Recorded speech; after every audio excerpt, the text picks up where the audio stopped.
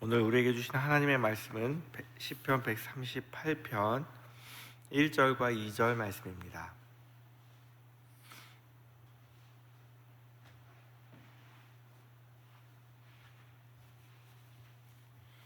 두 절 말씀 우리 같이 읽겠습니다.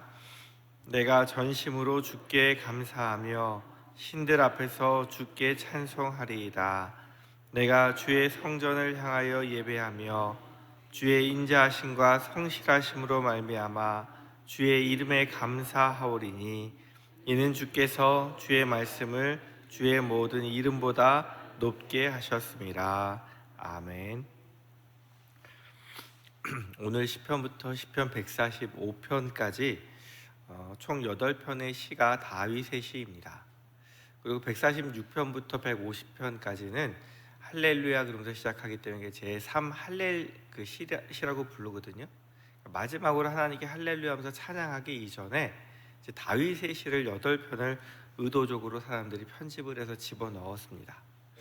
다윗이 노래를 굉장히 잘하는 자였고 시편에서 굉장히 시를 많이 쓴 사람이죠. 한 절반 정도를 썼죠. 다윗의 시를 통해서 다윗의 모든 그 감정들, 여지껏 했던 기도들을 종합해서 보여주는 거예요. 138편, 139편은 찬양시고요. 그 다음에 140편부터 142편은 슬플 때 부르는 비탄시이고요. 그 다음에 143편은 참회시로 하나님 앞에 회개하는 시이고, 또 144편은 신정시라고 해서 하나님 정말로 올바른 분이십니까? 라고 질문을 던지는 그런 시이고, 마지막 145편은 감사 예배시로 되어 있습니다. 그러니까 다윗이 감사해서 찬양하는 것, 슬퍼서 부르짖는 것, 그다음 하나님 앞에 정말 하나님 의로우신 분이면 도와달라고 하는 것, 마지막에는 하나님 감사합니다라고 하는 그 모든 시가 다 들어가 있는 시편이 이제 시편 138편부터 145편까지예요. 다윗의 그 모든 경험을 통해서 다양한 이제 시들을 마지막에 이제 집어넣어서 시편 전체를 마무리하고자 하는 이제 그런 의도가 있는 시편들입니다. 오늘 시는요, 역사적으로 어떤 상황이었는지는 알 수 없지만 다윗이 하나님께 다윗 언약을 받았어요. 하나님의 성전을 짓고 싶은 마음을 통해서 하나님께서 너의 집을 내가 왕위가 끊어지지 않게 해주겠다. 이게 하나님께 약속을 받고 나아갔는데 하나님께서 다윗이 어디로 가든지 승리하게 하셨어요. 다윗이 자기의 승리를 했던 것들을 경험을 바탕으로 해서 하나님, 이 승리는 내가 잘해서 한 것이 아니라 하나님의 은혜로 하나님의 말씀대로 나를 지켜주셨기 때문에 내가 감사할 것밖에 없습니다 라고 고백하는 시입니다. 1절에 보면 내가 전심으로 주께 감사하며 라고 돼 있어요. 온 마음 다해 전심으로, 하나님 내가 진실로 내 마음 다해서 하나님께 감사하는데 하나님께서 베풀어 주신 은혜가 나에게 너무나 큽니다. 내가 여지껏 많은 전쟁을 다녔지만, 내가 많은 죽음의 위기를 넘겼지만, 그곳에서 내가 살아날 수 있었고 지금 이 순간까지 올 수 있었던 것은 다 누구의 은혜예요? 하나님의 은혜입니다. 하나님 감사합니다. 여지껏 나를 지켜주시고 보호해 주신 분이 바로 하나님이십니다 라는 그런 믿음의 고백이 들어가 있어요. 1절에 보면은 내가 신들 앞에서 주께 찬송하리이다 라고 얘기를 합니다. 신들 앞에서라는 것 때문에 이제 학자들의 의견이 갈리는데, 어떤 분들은 신들 앞에서라는 표현이 하나님의 거룩하심을 표현하는 것이다. 그러니까 하나님이 계신 곳에서 내가 하나님을 찬송합니다 라고 이야기하는 학자들도 있고, 또 한편으로는 신들 앞에서라 그랬으니까 다른 나라들과 전쟁했잖아요. 그러니까 다른 나라의 신들 앞에서, 또한 열방 앞에서 내가 하나님을 찬송합니다 라는 뜻이 있고, 그 다음에 학자들이 가장 맞다라고 생각하는 것은 무엇이냐면 70인역이라고 이제 랍비들이 번역을 한 게 있어요. 히브리 성경을 이제 헬라어로. 거기에는 무엇이라고 되어 있냐면 내가 천사들 가운데서, 그러니까 신들이라고 얘기할 때 그냥 영적인 존재들에서 천사들 가운데서, 그룹들이 날개를 펴고, 이게 천사들 그룹이라고 표현하거든요. 날개를 펴고 하나님을 찬양하면서 막 다니는데 그 영광 가운데서 내가 천사들이 하나님 찬양하는 것처럼 내 천사들과 함께 하나님을 찬양합니다 라고 고백한다라고 이야기를 하고 있습니다. 그리고 2절에는 바로 이렇게 이야기해요. 내가 주의 성전을 향해서 예배한다. 자, 다윗 왕 때에 성전이 있었을까요? 없었을까요? 아직 없었죠. 네. 그런데 성전을 향하여 예배한다라는 것은 아직 성전이 지어지기 전이니까 내가 성막을 향하여 예배합니다. 다시 말해서 다윗이 어디로 가든지 간에 다윗의 시선은 어디 있었냐면 하나님 계신 성막이 있는 곳에 있었다는 거예요. 다니엘이 하루 3번 기도했지 어디를 향해서요? 예루살렘 성전이 있는 곳을 향해서. 이런 것처럼 다윗도 그 마음 중심에는 항상 무엇이 있었냐면 하나님을 바라보고자 하는 마음이 있었어요. 내가 하나님 계신 그 성막을 향해서 하나님 내가 예배합니다. 그래서 예배한다는 말은 이제 원어적으로는 엎드려서 절한다는 뜻이에요. 엎드려서 절한다는 얘기는 섬긴다는 뜻이거든요. 그러니까 내가 하나님 앞에 겸손하게 무릎 꿇고 엎드리겠습니다 라는 뜻이에요. 그 말은 세상에서는 다윗이 왕일지 모릅니다. 다른 사람들이 다윗 앞에서 무릎 꿇고 엎드릴지 모릅니다. 그러나 다윗은 하나님 앞에 섰을 때는 나나 사람들이나 다르지 않아요. 그러니까 나는 하나님 앞에서 항상 겸손하게 하나님 내가 무릎을 꿇겠습니다. 내가 겸손하게 하나님을 예배하겠습니다. 왜냐하면 내가 지금 이 시간까지 올 수 있었던 것은 나의 나된 것은 다 하나님의 은혜이기 때문입니다. 다윗은 교만하지 않았어요. 하나님 앞에 나왔을 때 내가 어떤 존재인데 라고 얘기하지 않았어요.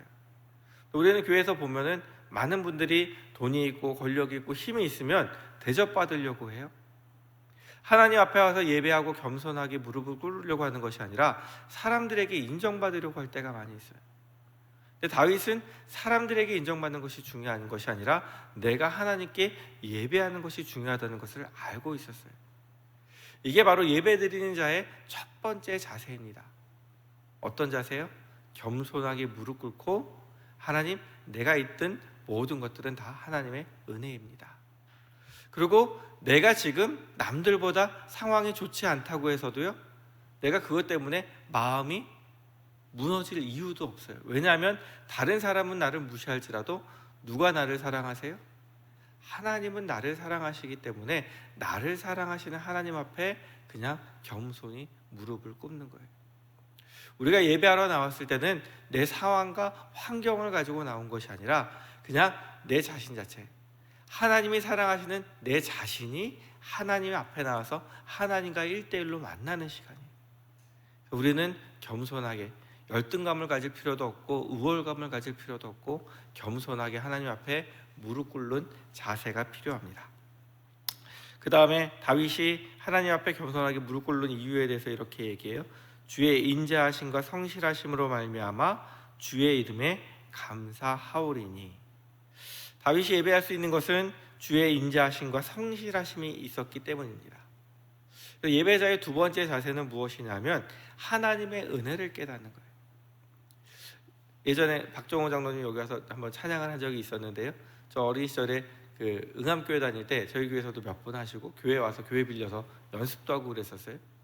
그러다 이제 암 걸리시고 나으시고 살도 쫙 빠지시고 많이 이뻐지셨는데 그러고 나서 부른 찬양이 나의 나 된 것은 다 주님의 은혜라. 그 전까지 서울대 나오고 뭐하고 자기 자랑하는 것들이 굉장히 많았던 부분이 있었어요. 근데 아픈 이후로 나의 나 된 것은 다 누구의 은혜예요? 하나님의 은혜라고 고백하는 그 모습이 참 진실돼 보여요.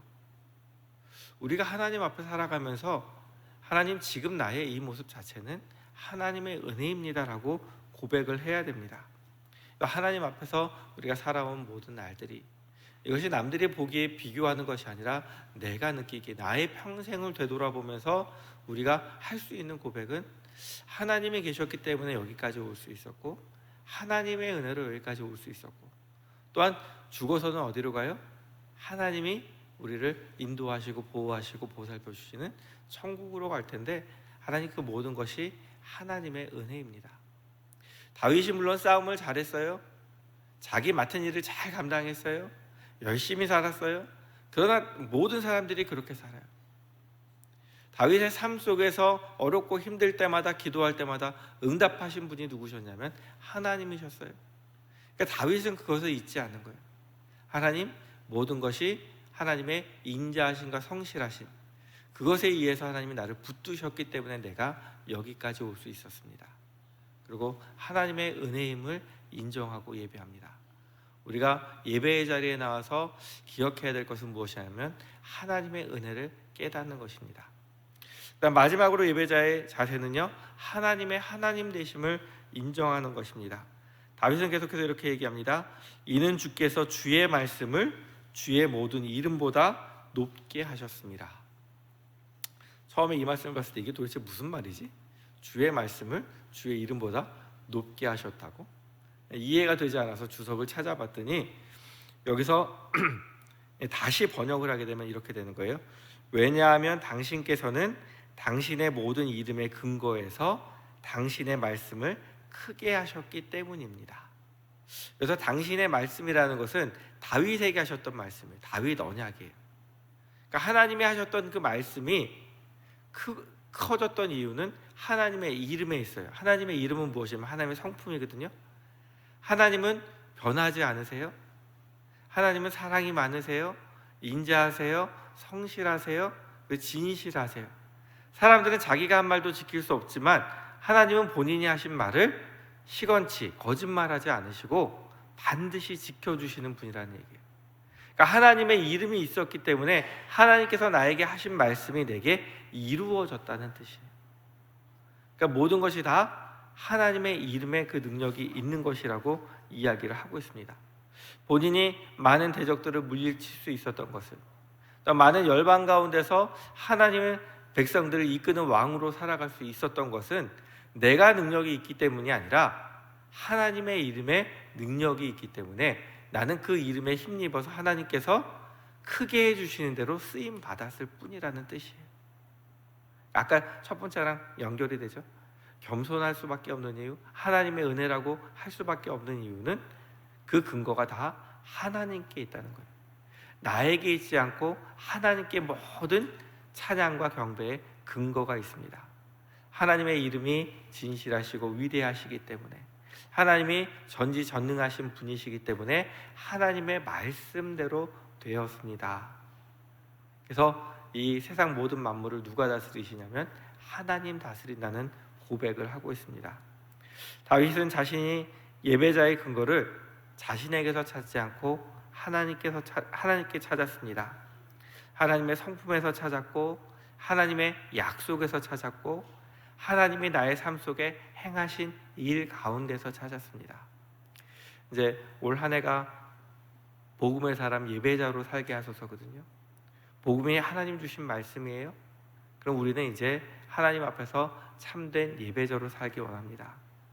하나님 앞에 나올 때마다 내가 가진 것 못 가진 것을 따지지 말고 내가 하나님을 사랑하게 하나님 앞에 나왔기 때문에 겸손하게 무릎 꿇고 나에게 주신 은혜들을 하루하루 또한 한 해 한 해를 되돌아보면서 모든 것이 하나님의 은혜임을 고백하고 마지막으로 그 모든 것이 하나님께서 하나님의 이름에 있음을, 하나님의 성품에 있음을, 하나님이 나를 사랑하심에 있음을 기억하시고 하나님만 예배하시고 하나님만 사랑하시고 하나님께 영광을 돌리시는 저와 성도님들이 되기 원합니다.